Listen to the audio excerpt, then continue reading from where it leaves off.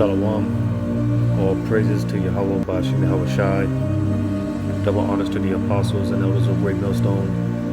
May Yahweh Bashim Yahweh Shai's peace be bestowed unto you, hopefully elect. I'm your brother Yahweh Call from Great Millstone, Orlando.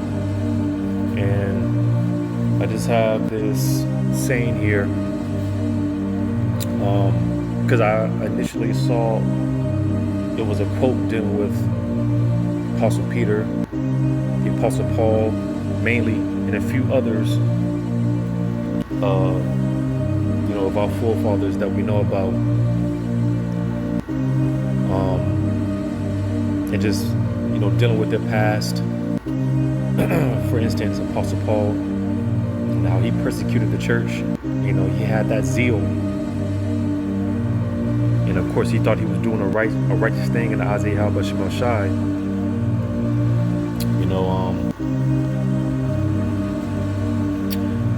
But Yahweh Shem Shai, again, he basically turned him from that wicked way of living and used that zeal for the truth, of course. So, as well as Peter and a few others. Like I said, I saw a quote somewhere. I thought I had it saved up, and I was looking for it. I guess I didn't save it. So, in looking for that quote, I just found this saying, where it says, "The same God who forgave Peter after betrayal, healed the bleeding woman, and called Paul despite his past, is the same God who still chooses you." And to quote Romans 5 and 8. So, like I said, I was looking for the original quote, couldn't find it. And in looking for it, I just found this one similar to it. And it just had me meditating on, when it comes to this thing of ours. I'm gonna grab this real quick in Ephesians.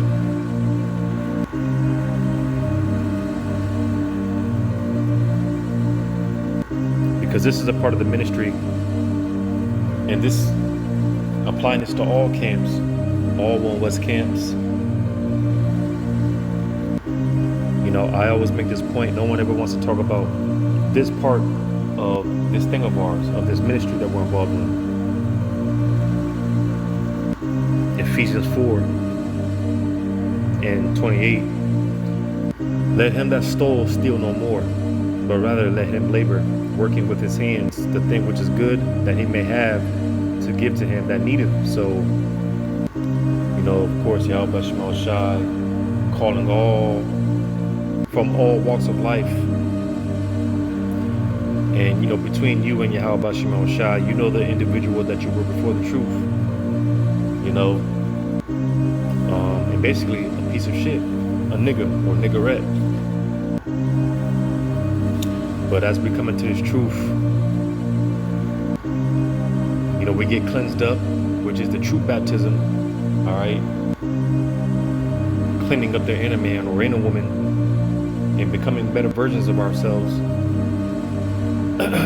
Because again, this is the part of the ministry that no one ever wants to talk about as far as this thing of ours, and to all camps, all right?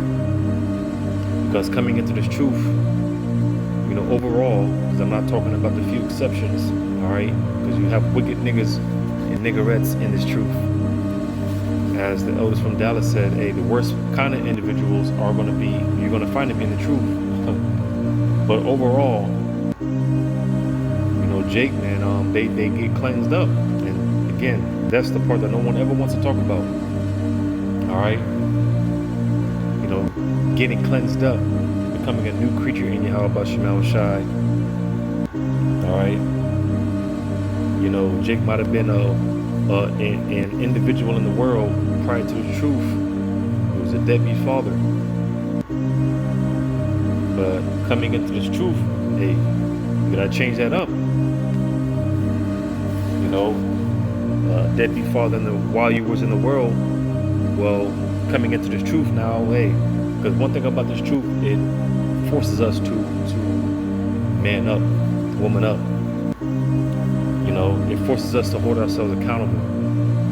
So coming into this truth, if you were a deadbeat father, a no good piece of shit, well, hey, that changes. You become more active.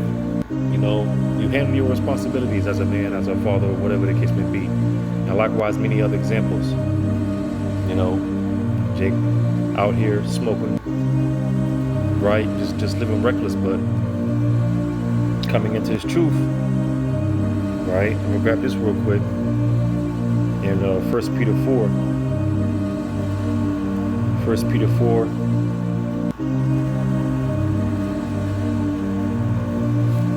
In verse 2, that he no longer should live the rest of his time in the flesh to the lust of men, but to the will of the Most High. And again, as the examples of Apostle Paul, Apostle Peter, right? You know, because dealing with the thing about Apostle Peter, man, you know, how the Lord humbled him, right? Which again, going back to this quote or this saying, you know, basically how he portrayed Yahushua, right? And so much that he didn't even want to be crucified in a likewise fashion, the likewise manner that Yahushua was crucified, because he was so humble, you know.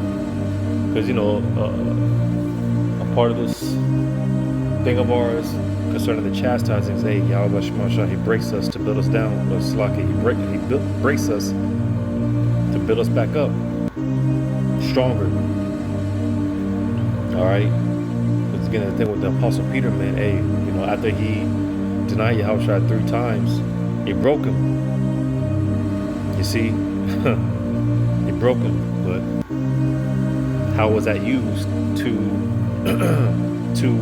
benefit the ministry? Well, you know, you just read the account, as well as all these other examples, all right, of men that have, you know, sinned, whatever the case may be. You know, and Yahweh Shema Shah, he used that to ultimately for his benefit, or excuse me, for his glorification, to uplift his name. And that's what it's all about at the end of the day. You know, that's why, you know, to the Jakes that were talking shit against Yahweh Shai, because he sat with the publicans, sinners, and things of that nature. You see, because of course, Jake, they don't have an understanding, right? Real quick.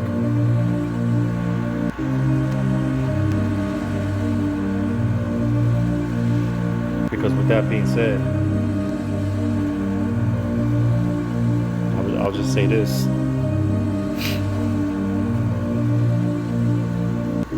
I'll say this, you know, because you know, you have, and we've, for the most part, we've all done this, you know, but the scriptures tell us not to condemn ourselves. You know, Yahushua, he already paid that price. Because again, the wicked individual that we were in the past, before the truth, you know, we are reminded sometimes, you know, and it can mess our mind up. It can mess with our spirit a little bit. But again, Yahushua, he already paid the price. So that's why, hey, moving forward, all right, because you have Jakes out there, you know, with that woe is me spirit, you know, I'm not good enough, you know, whatever the case may be. But truth be told, you aren't good enough. None of us are good enough. So now what? You know, truth be told, you're not good enough, and you'll never be good enough. So now what? You see, again, whatever walk of life that Yahweh Shema Shai has called you from, use it to utilize, benefit Yahweh Shema Shai's enterprise. Again, that's why I read that Ephesians 4:28. All right, put that spirit to good use, like Apostle Paul. Again, a great example. Right, he had a zeal, thought he was doing the right thing for Yahweh Shema Shai, you know, persecuting the church. But then in turn, Yahweh Shema Shai, all right, called him out of that and applied that same zeal to benefit the ministry. So, you know, apply that to you and your walk. All right, and it's different for all of us. But Luke 19, I'm gonna start at 1. And Yahushua entered and passed through Jericho, and behold, there was a man named Zacchaeus, which was the chief among the publicans, and he was rich. And he sought to see Yahushua, who he was, and could not. And could not for the press, because he was little of stature. And he ran before and climbed up into a sycamore tree to see him, for he was to pass that way. And when Yahushua came to the place, he looked up and saw him, and said unto him, Zacchaeus, make haste and come down, for today I must abide at thy house. So, mind you, those tax collectors and whatnot, man, they were despised upon, they were looked down upon, you know. But Yahushua called him out. All right, out of all the people, because the scriptures talk about how Yahushua, people thronged him. So, you know, whenever there's a celebrity walking down the street, you see crowds of people, right? And that's how it was during Yahushua's time. And mind you, as well, a lot of those jakes, they were niggas. They were looking to see what they can get out of Yahushua, all right? Because, you know, the Lord knows our heart. He knows our intention. So a lot of niggas, they were just looking to see what they can get from Yahushua. You know, so that's why Yahushua being able to call out Zacchaeus, all right? Because, like I said, hey, you know, Zacchaeus, man, hey, he climbed up to a sycamore tree to see him. He gave an extra effort to see Yahushua. All right, because again, that intent, the intentions, you know, Yahushua knows. He knows our intentions. He knows our heart. So that's why, you know, Zacchaeus, he was able to be called out. Right.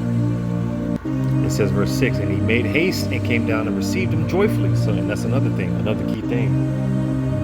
All right, because like the scriptures talk about, whatever you do, put your heart to do it wholeheartedly. Roughly paraphrasing. You know, now that we've been found, now that we have this grace and opportunity, you know, we have this mercy, seek Yahweh Shema 10 times more. You know, and so on and so forth, with our whole heart. And Zacchaeus is an example of that. All right, it said he made haste and came down and received him joyfully. So, serving Yahweh Shema joyfully, with sincerity and in truth. And again, the intention, that's what it's about with Yahweh Shema St. John 4. All right. And the Lord looking for the true worshipers to serve him with sincerity and in truth, with a joyful heart. And Zacchaeus is an example of that. And this is the spirit that we come in. All right. It says, and when they saw it, they all murmured, saying that he was gone to be guest with a man that is a sinner. And again, is that not why Yahushua came? Right? To heal those that need to be healing, to be healed.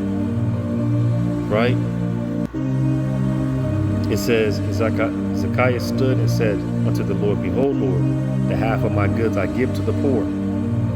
And if I have taken anything from any man by false accusation, I restore him fourfold. And again, going above and beyond, which the scriptures say, I believe that's Exodus 21. If you take anything from a man, let me get it real quick.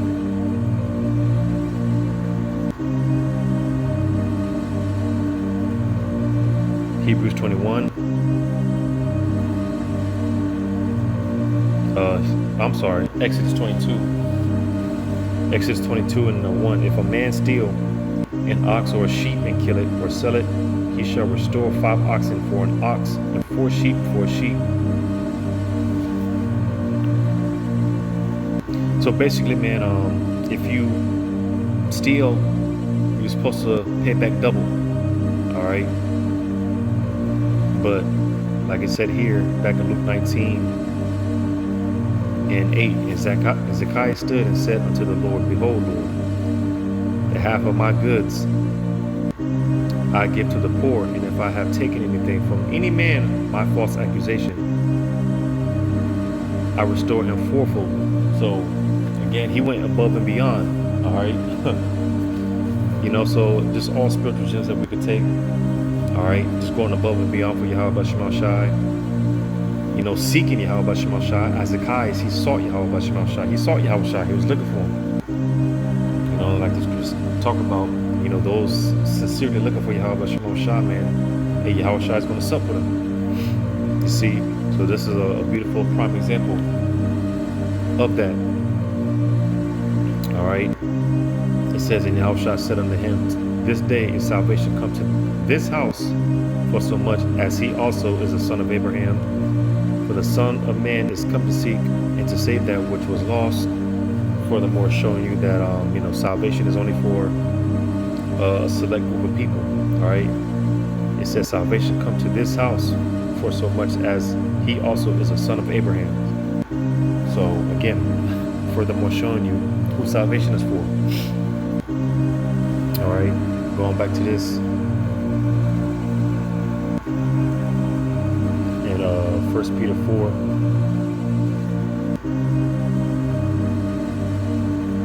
I'll start at 1. For as much then as Hamashiach got suffered for us in the flesh, arm yourselves likewise with the same mind. For he that hath suffered in the flesh hath ceased from sin, that he no longer should live the rest of his time in the flesh to the lust of men, but to the will of the Most High. So you see, as I always talk about, letting Yahweh Shema Shai use you, being an instrument for Yahweh Shema Shai, as it says in Romans 6.